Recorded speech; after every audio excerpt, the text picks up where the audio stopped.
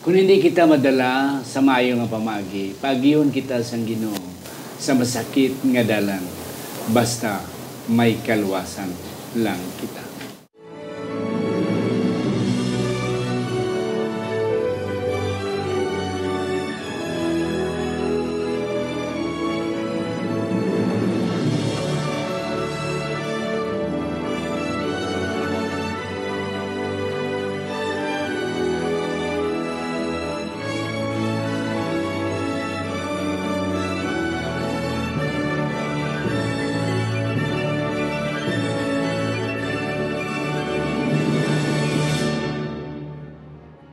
Ang pagtuon subong, ang simanal nga pag-usisa, pag-review, o kon pagtuon sa aton leksyon sa eskwela sa Batikan.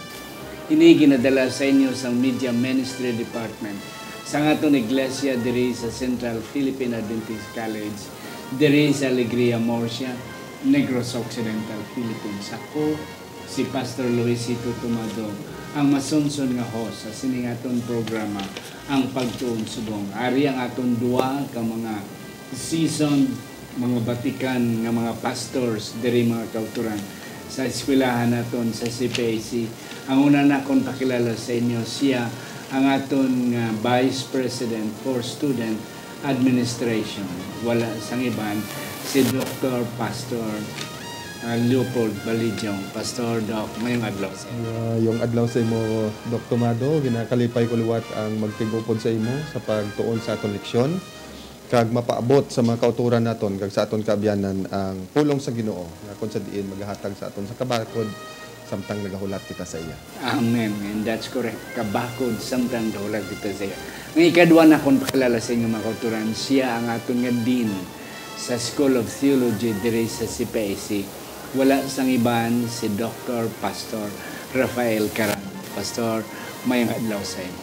Mayong adlaw man no sa tanan naton nga mga tigpalamati sini nga programa sa diin nga lugar kita makalibot-libot sa Negros kag sa Iloilo. Mga tingala lang kita nga magambal sila ikaw to sa TV kung kayo Dr. Tomado. So akon kamo gina kamiyaw tanan no magatuon naman kita sa pulong sa Dios. Yes, and that's correct. Doc Leopold and Doc Rafi, ari na kita sa lesson 4, the plagues, o kung ang kalalatan nga nagtabo sa panahon sa Ehipto, sa diin, dito ang naulipon ang mga katawan sa Ginoo, ang mga Hebreano. Apang sa hindi pa aton nanay doko ang aton mga ulo. Sa siningation, kami nagapalapit Ginoo sa imo. Nagapasalamat nga ikaw naman magabulig, magaupod sa amon sa pagsaysay, pagpatpat sa sining leksyon, sa sining simana. Kabay pang ang balaan nga Espiritu magaupod sa amon, kag amon mahangpan, upod sa amon mga kauturan nga nagapalamati kag nagatanaw sa sining nga programa. Sa ngalan ni Ginoong Hesus, ngamon manunobos. Amen. Amen. Doc Ralph, pwede mo mabasa ang atong sadsaran nga teksto. Exodus 9, versikulo 35. Gani ang tagipusoon ni Faraon nagtiga kag wala niya pagtuguti sa paglakat ang katawhan sang Israel. Suno sa napamulong sang Ginoo paagi kay Moises. And that's correct. Lesson 4 para sa July 19 to July 26. Sa siningation, Pastor Raf and Pastor Leopold, nakabato na si Moses ang marching order. Nga makadto na siya sa may kay Paraon. Kag idemanda, let my people go. Apang si Paraon hindi gusto. Damo sa mga rason. Ang isa ka rason, of course, economics, nga mga ulipon ng mga Israelinon, mga Hebrewanon, barato ang bayad. O kung wala gani bayad. Kung maglakat ang tanan nga mga Israelinon by the millions of them, mawad-an gid sang mga tinawo ang Ehiptoano.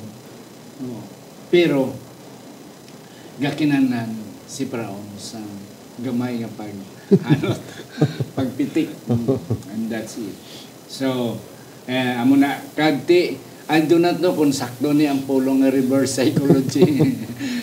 Nga yan ipit kon ang si Paraon. Ya Doc Rap, ano pagid ang aton nga na makita nimo nga we will be studying this week. So dre sa introduction no aton para sa akon continuation ni siya no sang aton lesson last sa nang ligad nga semana nga sa pipila ka mga bisis gusto sa Diyos ipakilala kung sino siya. Yeah. I am the Lord your God. Bisan si Moises before siya nagkadto sa Egypt nagapamangkot kung ano gid ang ipakilala ko sa imo. Kay I believe nga ini nga mission ini sang Dios nga magpakilala kung sino siya sa mga tao nga daw halos way na nakadumdum sa iya kag nakakilala sa iya labi na ang mga katawhan sa Egypt. Yeah. Dr. Yeah, that's right, Doc, no. Gusto sang Dios nga kilalahon siya nga Ginoo. Nami tong punto mo kay na Doc nga pitkan gamay si Parao para nga mabatyagan niya nga may Dios gid nga gamhanan. Nga bisan sa panahon sang una blang istorya dere ako sa una Doc gapang arado mo kami sa amon uma. Ang karabaw pitkan mo gamay lamposan mo gamay. Sunod hindi mo na lamposan kay gahana ka pala gadalagan ga makaobra ka na. So amo ni ang natabo man sa kay pero dire. Yeah. Ang isa pagid before we'll go to Sunday's lesson. Ang isa pagid dire kay ti ang mga paraon gakabig sikan sila Dios. So amo na siya. Ti ginpakita gid siyang Ginoo nga indeed siya yang matuod nga Dios. Kag the rest of the gods nga ginapatian sa mga tuhanon are false god. Balik ko sa imo pastor sa Sunday God versus gods. Ano ang punto dire? So diri sa Sunday aton mabasa no nga hindi lang away ini sang mga tao. Let's say usually makita naton ang karakter sa story sa Moises kag ang Egyptian Pharaoh kag ang mga sundalo pero sa aton nga lesson it is not about hindi siya may tungod sa kay Moses. Kag sa mga Egyptians lang pero ini away sang ilang ang mga Diyos. Ang mga Egyptians may ara sila mga Diyos kag ang mga Israelinhon may ginakilala man sila nga Diyos. Kag amo ini actually ang tema sa Old Testament nga ginapakilala diri nga ever since no sa Old Testament nagaagaw gid atensyon ang mga Diyos ang pagsimba sang ara sa langit sa dagat kag sa idalom sang lupa sa atensyon sang pagkilala sa tuod-tuod gid nga Dios. Amo na nga diri ginisgutan diri ang nagkarelain nga mga gods. Sumala sa akong research pastor actually ang number hindi gid ma-exact kay ang iban sini nga mga gods daw at extinct na ang iban ginasimba lang gyapon pero siling sang leksyon ta about mga 1,500 gods and more kag sa akon natun-an ini nga mga gods gali may mga grupo-grupo man di pareha sa Ginoo nga ginakilala sa mga Israel nga siya lang isa. Ariya nga mga gods nagkinanglan sila sang grupo-grupo. Kag may isa ka grupo nga ginganlan og Indian o kung sa kwan pa the best 9 gods. May ara man nga the best 8 gods sa Egypt. Amo na nga kapanguna-una ko nga 10 plagues or 9 plagues ka 10 abi ang firstborn siguro tungod kay may ara nga the best 9 gods nga yes most likely may ara the best 9 gods nga kinanglan buntugo nila sa Egypt. So amo ini ang away diri no pastor sa Sunday away sang Dios nga amo ang nagtuga sang langit kag sang gods nga amo ang mga tinuga. Yeah. Kaya ang isa, before na ko natin kay Dr. Leopold, ang isa diriya, ang Diyos yan sa langit, overall God. Pero ini mga gods siya sa mga Egyptians, lain-lain. Para sa may kahoy, para sa tubig, para sa kung ano nga mga part sang life sang tao, may God sila nga ginapatian. All of these gods, per this ang Ginoo. Yeah. As what our lesson says, no? Hamak ka ng 1,500 ka mga nailain yung mga Diyos. Pero siling ni Docarado, hindi gid exact number kay posible sobra pa dira, Yeah. no? Ang pinaka-worst diri nga nakita na akong pastor, except sa mga gods nga tag 2,000 kabilog, si Parao pagidyaga claim nga God pagid siya. Pagid siya. Hamak ka na nga wala lang nga depende sa mga Dios nga gagmay si pero ya ginakabig nga Dios pagid siya. And amo na sa Exodus 5 chapter 5 verse 2 bala nga naghambal siya, sinuna nga Dios nga sundon ko. Because he labeled himself as kung ano man nakadako. Kaya powerful gid siya at that time ya. Wala sa makalupig sa iya, bisan ano pa nga nasyon. So that's why God believe siya, that's why nagsiling siya, who is that God? I do not know him. Kaya iti ako ya ang kilala sang tanan. And then as of now, nobody can defeat me. And that's the point. Yes, Doc, you have some more. So it's not only about God, but it's also about worship. Idea of worship. Yeah. Nga mag-worship sa tinuod nga Dios kag sa hindi tuod nga Dios, mag-worship sa nagatuga kag sa mga tinuga. And I believe, Pastor, nga gindala ini nga lesson sa aton nga panahon kay I believe as we read the book of Revelation, in the last days, the issue will be about worship also. Yeah, that's correct. Na in the last days, ang tao man magapadayon sa pagpili sang iyang simbahon niya ang tuod-tuod nga Dios or ang mga tinuga diri sa kalibutan. And as as far as the truth is concerned, say real talk, maglagaw ikaw diri sa Asia, kadto ka sa Thailand, kadto ka sa Indonesia or whatever, imo gid makita nga like last time nagbisita kami sa Bali, pagdungka mo pa lang, gadungka pa lang ang eroplano, makita mo na ang dako kayo nga nagasugat sa imo statwa nga makita nimo bitaw nga ang mga tao dira nagasimba kag naga-worship gid ya sa mga gods nga ila nga ginakilala. So amo ina nga in these last days like the Israelites kinanglan makilan-an man sang mga tao subong kung sino ang Dios pinagi man sa iyang mga katawan. And that's correct. So, before ginpakita sang Ginoo pinagi sa napulo ka mga kalalatan, gintilawan anay sang Ginoo. Na ang mga Ehiptohano niya, one of their gods, yung supreme gods, ang cobra, ang snake. That's why sa mga picture sa mga ano ni mga Ehiptohanon, ara ang cobra sa ulo sa crown sang hari. Di kabalo kita sa istorya mga kauturan nga ginbutang ni Moses ang iyang sungkod na imo nga snake na imo nga cobra, ginbutang man sa mga magikero sa mga Ehiptohanon na imo man cobra, but yet ginkaon sang cobra ni Moses ang tanan nga mga cobra. Any thought about that? Nami, Dok, ba? Nami ka interesting. Dog na picture, hamtang ka istorya, kag na picture out ko kung anong natabo dito bala. Nga ginkaon sang cobra nila ni Aaron kag ni Moses ang mga manog man sang iban. Dira naton makita mga kauturan nga bisan pa puwerte ang pagsalig sa mga Ehiptohanon sa ilang mga Dios, ginpakita sang Dios, gin pangkaon to tanan. Yeah, pero di sila. Nga dira na natani nga punto nga una-unaon nilang ay gamanan ginigilang Dios sa mga Hebrohanon. Hamak kang ginkaon. Yeah, kay gabati sila nga itong mga cobra nila, mga snakes nila to, mga manok na to, powerful to siya.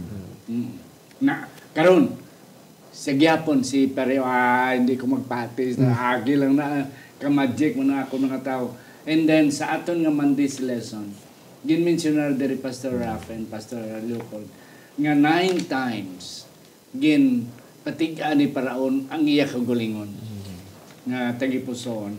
Kag 9 times man ginpatiga sang Ginoo ang tagipusoon ni Paraon. Ano ni Pastor? Daw ka irony nga mismo ang Ginoo ang nagpatiga sang tagipusoon sa kasing-kasing ni Paraon. Oo. So imo mabasa diri nga bisan sa kung tan-aw nimo sa mga versions ng Biblia nga kung hindi mo ka mag-careful basa, makambagi ka nga ang Diyos gidya ang nagpatiga. Actually, mabasa mo manggid nga ang Diyos ang nagharden. ati sa mga lain-lain nga version. Pero ang atong leksyon nagambal nga the first 5 may ara man na mention nga Pharaoh hardened his own heart. Ang sa first 5 nga plague. And then pagka 6 to 10, 10. amo na to nga God hardened the heart of Pharaoh. Pero amo na siling bala nga scholars, ang mga scholars, they ilang nga ginhubad ini nga issue theologically kag grammatically. And in grammatical sense, the Hebrew verb nga gingamit diri, harden, is in hefil form in which normally causative ang iyang function. Pero kung imo lang taon, may ara pagid pang function ang hefil nga permissive. Meaning to say, God permits the hearts of Pharaoh to be hardened, but in a sense of confirming, not in a sense of coercing Pharaoh. I mean, very good. Very kanami. Not in a sense of coercing, but affirming. Affirming or Ginpasugtan na lang. confirming. Daw kung sa ilong gupa, ginpanunutan. Na lang. Yes, Doc. Yeah. Kung imo lang tawon sa total nga context bala sang istorya, Pastor, makita mo magida nga si Pharaoh mismo ang nagpatigas ang yatag pusoon. Sa kadamo nga mga panahon nga ginhatagan sang Ginoo, pang ang lison ta naghambal, Pharaoh had his free will. Gintagaan siya sang kahilwayan sa pagpili nga mangin i-choose niya ang Ginoo o mag-decide siya nga mangin magsalig yapon sa ilang mga Diyos. So kita nimo nga ang nagpatigas ang yatag pusoon si Pharaoh mismo. Tungod sa ginhatag sang freedom man sang Ginoo kay Pharaoh. In fact, ang mga hitabo nga gin paagi, mga plague kag mga gumuntang nga gin experience si Pharaoh, isa na opportunity sa iya nga magbagong iya tagi pusoon. Okay. Ang isa pagit ang first 3 plagues sa Tuesday natong election mo. Kadamo pa tayo sa atong mga punto. Pero ang punto gidriya, ang Nile River, amo ginaangila pinaka dako nga Diyos. Kaya arada ang life nila sa Nile River mo. Tanan ang commerce, ang business, ang tanan nga mga is attached, ang lives ang Egyptian is attached to Nile River. Karon nahimong dugo. That's the point. Yeah, Doc. That's Yeah, why. Doc. Yeah. Gasalig gid sila abi nga dira naga depende man ang ilang kabuhi. So ginhimo sang Dios, gitugutan sang Dios nga mahimo nga dugo para again ipakita kay Pharaoh nga mas gamanan. Wala gid kamo yang mahimo, nga mas gamanan gyapon ang Dios nga manunuga.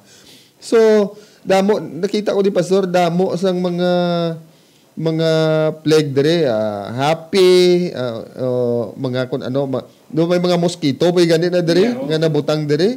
Frogs ang mga frogs, nga pagtudlo ni siya tani nga hatagan kay gayunan nga ma-realisar nila nga mas gamahanan gyapon ang Dios nga nagtuga hanggang Dios sa mga Hebrewanon kag sa aton subong.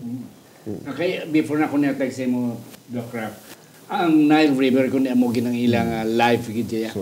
Source of life nila. And then ang ikaduang nga ni nga plague, okay, kalalatan is mga paka. Ang paka amo gid gali nang ilang ginakadlukan gid sa mga ituhanon, ginakangidlisan ginila. Everywhere you go may paka, abrihan mo kaldero mo may paka, abrihan mo aparador mo may paka, abrihan mo ang tanan may paka. And then ang kuto naman, the third plague. Ang kuto, nga bisan diin nga buhok may kuto. May kuto sa babaw, may kuto. Say the Lord. Yes, Doc Raf. So ari diri aton makita mga kauturan nga ang kada plague may ara siya God nga ginatira. I mean makig-away mo. Kaya na sa Sunday it's a battle between God and gods. So kada plague may God. So sa first plague amo na si Happy. Ngalan. Ang second plague amo na si pangalan niya si Hiket. Hiket. Ikatatlo nga plague ang God dira, ang target God dira si Geb. Amo na ang God of under the earth or earth. So kada plague may ara God nga mapildi. nga ginapakita sang Dios. sang Diyos. No sang istorya nga ini. Meaning to say, ang istorya nga ini, it's about who is God. Sino ang Ginoo sa sini nga istorya ka. Kag akong na-notice, Pastor, ato natun-an nga sa first plague, dala pa ang mga Egyptians, ang mga Israelites. The Israelites, no? Apektado pa ang mga Israelites kay Nile River, ara man lang sila sa Goshen. Ara magyapon. Pagpaka ikaduhang apektado gyapon tong mga Israelites, kaya ara man gyapon sila sa Goshen, lang magyapon ng area. Pero pagka ikatatlo, wala na. Why na Yakuto. hindi na kung sa kwan pa hindi na makaya sang Egyptians magicians nga sundon-sundon. Actually, ang una-una, they turn water into blood. Kaya pa nila mo. Mag-turn water into blood po. And then, ikaduha, frogs. Kaya pa nila mag-magic-magic. Pero ikatatlo, wala na. Meaning, ang punto ko is, samtang nagapakig-away ang kalaban sa Ginoo, ginahinay-hinay sang Diyos ang pagpakita nga, Powerful. way ka mo may mo. Way ka mo may. Way ka mo may mo. Ilabi na sa ikatatlo na nga, life na ang kinanglan. Imagine ka, ang dust will turn into lice or nuts. Okay? Meaning, so ang mga magicians sa Egypt cannot produce life out of dust. That's correct. That's another good point, Pastor. Kay ti ang dugo iya pwede. Pwede. Ang pragya pwede. Pero manog pwede. Pero mag-create ka sang life, that's belong. They can create a form but not life. Not life. Namo na siya bala. That's correct. Okay.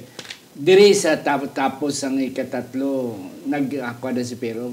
Moses, sabi ti, okay, pwede ka mo simba sa inyo Diyos, kaya nakita ni Paraon nga, daw gamana na ang Diyos. Pwede ka mo kasimba sa inyo Diyos. Pero hindi lang ka mo magwa, diri lang ka mo. Daw medyo nakumbinsi na. Nakumbinsi na siya, mataamat na. Na, diri lang ka mo. Yes, ano pag hindi mo natulupangdan, Doc Leopold? Diri sa Wednesday, Doc, no? Mga kauturan, no? Amat-amat na tani nga ma-convince si Pero gapanghawid pa siya gyapon, Pastor. Yeah, Oo. Kay pwede na kamo makasimba po diri lang kamo, hindi lang gyapon kamo maglakad. Hindi lang mo malakad. Dira mo makita kung ano yung katigang di mo soon ni Pero. Oh, may ara kaysa nga mapagdesisyon mo okay na. Pero ara ya isa okay pero may hindi pagid. So mga anggid-anggid man kung kaisa nga mga pamatasan sa mga tao sa panahon subong. Nga tapos nga naka-experience siya, nakakita sa kung ano ka powerful ang Ginoo, no? Ati may ara gyapon nga magpanghawid nga. Pangawid gyapon. Basi ituod ni o hindi nituod mga mo wala sini pastor nga mga punto niya. May mga pangduduha gyapon. Kaya isa pagid, Pastor, nga sini nga panahon niya ang Ginoo ya amo na ang nagplupatig sang kasing-kasing sa Ginoo. Even though convinced na si Paraon, but not totally convinced because God hardened his heart. Kag ano pagigali, Pastor, ang mga sapat gali ni mga baka na consider gina nila yung gali nga sacred. Kag so kung ano ka-importante ning mga sapat sa ilang nga ginakulbaan nila kag ginapalangga nila, amo man yung ginaigo sa Ginoo nga ginapakita sa ilang ini siya nga mga butang mga useless ini nga mga bagay, no? So may ay appeal, Pastor, sa mga kauturan naton, no? Kag sa mga kaabianan nga pamati. Diri sa Biblia, mga utod, nakita na naton kung ano kagamhanan ng Dios. Hindi kita magduduwa sa pag-alagad sa iya. And that's correct. Yes. Doc Raff, do you have some more? Base malibog aton mga kauturan nung nagambakugay na bala nga ang mga Israelites na appeal sa plagues. Actually, ang plagues para lang sa mga Egyptians. Yes. Apektado lang Apektado. sila. Kahit siyempre, kung nagpula ang tubig, huwag man sila maliguan to. Huwag man sila mainom. Kung nagpatay itong mga isda sa dagat, kay tungod kay nagdugo, manimaho man to. So, ikatatlo, ang mga paka to, magpatay to tanan, manimaho man to. So, ikaapat, then ikatatlo, sige, ang ko nakagainan, naginahinay na sila pati, si Pero kay nakita kay bisan mismo ang mga magician nagambal ang ganahan ko ibalik ko ang ay katatlo nga plig gitawag nila the finger of God na kita na nila ang finger of God so hinay-hinay nakita nila Ginoo pag-abot diri sa Wednesday, amo ni ang kuano ang another 3. Ang flies, livestock, kag ang mga boils nga nagakatabo. May ara gyapon nga mga gods nga gipang target diri. So sa flies, ang gods diri si Kipre. Sa livestock, ang god diri si Hathor. Sa boils, ang gods diri si Shikmeth kag si Isis. Kagdamo pag iban. Kagdamo pagid nga iban. Amo lang ning major. Mga major. So again, tanan ining nga mga gods waay gyapon ni sila sang mahimo. And God is vindicating His people here kay sugod diri while gasuffer ang Egyptians, ang mga Israelites they are being protected by that. Kagi sa pagid makita abla sa mga Egyptians. Uy, sila wala. Labi na gid sa aton nga sa sunod nga dulom sa ila sa mga Egyptiano, sa mga Israelino nya kasanag. And that's the point. Yes, Doc Raf. Doc Leopold. Medyo alangan na kita sa time na itong pastor, no? Pero nakita na kundri pastor nga isa abi sa mga ginabaisan gini nga mga teksto ining gipatigas ang Dios ang gipusoon. Ti diri sa atong leksyon mga utod no kanami nga dugang paginakon nga naintindihan nga ang full context ini nga istorya reveal sang Ginoo nga magaani kita sa mga konsekwensya sa aton pag-reject sa iya. So sa sige naton nga pamalibad sa balaan nga espiritu, sa reject naton sa panawag sang Ginoo, mag-aabot ang panahon nga hindi na tagali kabatyag pareho sa kay pero. Kagi sa pagid nga ang ginpatigas ni sang Ginoo si Paraon, iya tagipuson niya kasing-kasing. Kay ti ang pag-convince bala ni Paraon hinay-hinay. Hinay-hinay. Gusto sang Ginoo nga Paraon will 101% believe that there is a God who created heaven and earth, nga is powerful against all over the gods nga ginapatihan sa mga Egyptiano. That's why si Paraon convinced, pero hindi pagid. Na ginakuan pagid siyang Ginoo, ginapatig pag diya kasing-kasing kay parang mabatyagan gid ni Paraon nga indeed total bala, hindi lang kay 99, hindi lang kay 89, kundi 101%.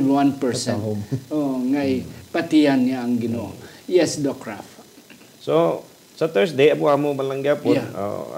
Hail, locust, darkness, amo lang gyapon. Pero amo na siling diri may ara naman diri ang mga medyo lain naman nga mga concept sang paghatag sang punishment.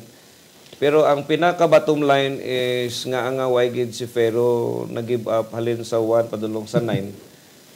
Siyempre, amo na siling bala ang siling sa aton leksyon, pride. Pride. Garbo man lang ang nagahawid gid sa iya. Amo man na sa aton pagbalik naton sa Ginoo. Siyempre, hari siya.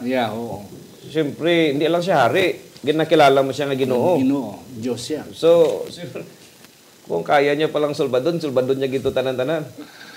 So, kung pwede, kaya niya pagid i-hold on niya to tanan. Galing lang kay, anhon mo na kay, kita gid sang tanan. Nga, daw, hindi gid siya Ginoo. Hindi siya Ginoo, kita gid siya sang tanan. Amo na nga, sa pag-abot sa number 9, diri gid na ko na, ang Ginoo, amo lang gid ang dapat kilalahon. Kaya amo gid ni ang katuyuan mo. Ang purpose nga ginhatag ining judgment nga ni bala. That the people will know who is God. Ang isa pagid nga ako ng talupanggan. Sa ilang nga panahon sa tong panahon, ang Egypto amo ang pinakabantog nga nasyon sa bilog nga kalibutan. Si Paraon amo ang number 1 nga tao sa bilog nga kalibutan nga ginakadlukan sang tanan nga mga nasyon. Here comes nga hindi iya kilala ang Dios. Sino na siya? Hindi ko na siya kilala. Pero amo pa ang nagperdi siya. Daw hindi gid siya makapati, daw hindi gid siya makabaton, hindi gid matulon ang yalaway nga may Dios. Hebrewanon pa. Slave pa. Diyos pa sang slave. Maperdi ang pinakadako, pinaka-powerful nga army Armed Forces sang ito ano. Doc Leopold. Madami. Sa imo nga pag-explain bala, Doc, no? Pero nakita ko ba sa kinaiyan ni Paraon? Pareho man sa kinaiyan ni Satanas. Pride, ara man na si Lucifer nga kinaiya. Ang manog to nga ginpangkaon man, ginperform nila. Makita uman gyapon ang manog sa Genesis, no? Paka sa Revelation, nagagamit sila sa iladila sa panglimbong. Ari magyapon sa seven plagues. So, ini siya mga kauturan nagahatag gid sang picture sa aton nga ini nga mga butang hindi naton dapat pagduwa-duwaan, kundi pasalamat kita nga may Dios kita nga sarang kasaligan. Mga kauturan, way na naubos ng atong panahon, damo pagintani. But nevertheless, kami ni Doc Leopold, ni Doc Rafi, nagapati nga nahatag namon ang pinakamaayo gid para sa sini naton nga pagtuon sa sini nga semana. Sa sunod nga semana, another experience, mga kauturan. Amo naman na ang aton tunan ang Passover. Kaya amo na ni ika-10th nga plague nga namatay ang mga panganay sa ito. Pero wala iyan natandog ang mga kabataan nga mga panganay sang mga Israelinon. Ako lang pangayuan si Doc Raf una sa iya last word, and then si Doc Balidyong. Ang pulo ka plague, no? Later on, gin liwat sang Diyos nga napulo ka sugo. Kung may pulo ka plague, may pulo man ka sugo, later on nga ginhatag ang Diyos sa iya nga tao. I believe that plagues in Egypt, nagapati din ako nga isa ina ka judgment gid sa Ginoo, no? Para tawgon niya. Pero good news sa akon pastor, gistadihan ang Book of Exodus is actually hindi iya plano sa Ginoo. Palangga sang Dios ang mga Egyptians. Hindi plano nga ipatyon niya ang mga Egyptians tungod sa nga mga plagues, no? Kay gani mabasa naton sa Biblia nga mixed multitude ang nagawas sa Egypt padulong sa Canaan. Meaning to say, ang Diyos gusto niya gid maluwas ang tanan. Despite man sa imong rasa o despite man kung ano man ang imong tribu, ang Diyos gusto niya maluwas. Hindi lang Israelites ang tuyo sang Diyos sa Egypt. Ang tanan nga gusto magpati sa iya, nga magkilala sa iya, pwede gid niya madalon dito sa lupang saad. At the same time, no, sa aton nga panahon karon, no, I believe it is not about us, no, it is about God, no, nga gusto niya kita tanan nga luwas. So, despite kung ano man kag sino man kita sa sini nga kalibutan. Before na ako natag by Doc Leopold, it is a battle of gods. Yes. Hindi a battle of people. Palanggas ang Ginoo ang tao, kaya siya nagtugas. Gusto lang sang Ginoo, may balaan niya, mabalaan sang katawan, kung sino ang matuod nga Diyos, nga dapat simbahon kagalagaron. Yes. Ay second motion sinadok, no? Dira mo makita kung ano ka palangga sang Dios si pero. Nga kapila hatagan sang kay gayunan, nga makahinulsol si pero. O hindi lang niya isa, duha, tatlo, lima ka plague, kundi pulo ka plague, sunod-sunod. Ipakita niya kung ano niya ka palangga si pero. Kag sa mga tao, dira man ako nakita mga kauturan nga ang Dios gali kon mahimo palanggid, mahimo sa mga pamaagi, agod nga ma-converter ang aton tagipusoon. Nga magpati kita sa iya. So kabay pa aton inatuhan mga kauturan, ang Dios naghatag sang tsansa sa madamo nga panahon kag gusto niya may kaupod kita kung siya na magabalik.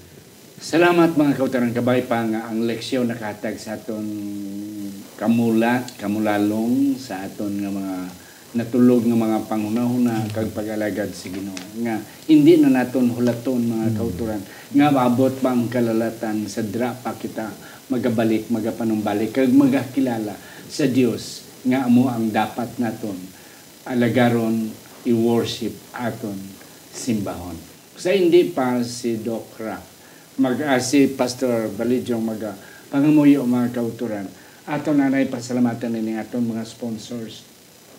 Dr. Norvin and Rosalina Hibieso, Elder Herbert and Ma'am Rosalina Tamoni, Doctors Erwin and Rhoda Hardenico, Junjun Luciano and Ma'am Goldie Joligi Jr., Ido and Fimidon Bandes, Juan and Myla Susana, Jet and Susan Caro, Iboy and Jessica Malabanan, Jimmy Trino and Anneli Trino Perdido, si Sir Alex Pejadero kag Ma'am Jenna Federo Ilumer, Sister Antipas Piedad, Pastor Phil and Marlene Peregrino, Ladil Labalan Lorraine, and then Ladil Labaran Gascon, mga kauturan, and then Marlobel Hirota Lorraine, Manang Helen Barbasa, Mark and Merel Mendoza. Yes, Doc Leopold. Mahigugmaon kag dalang panamon nga Dios. Hindi mo gintugot nga ang tawo hindi maluwas Ginoo sa imong pagbalik.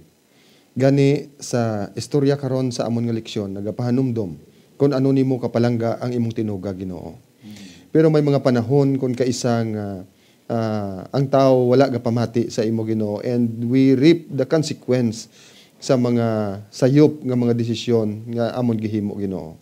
Kabay pa sa amon nga pagtuon sa amon leksyon karon, amon na intindihan nga ikaw ang gamhanan nga Dios. Yes. Kag wala na gid sang iban pa nga Dios nga gamhanan.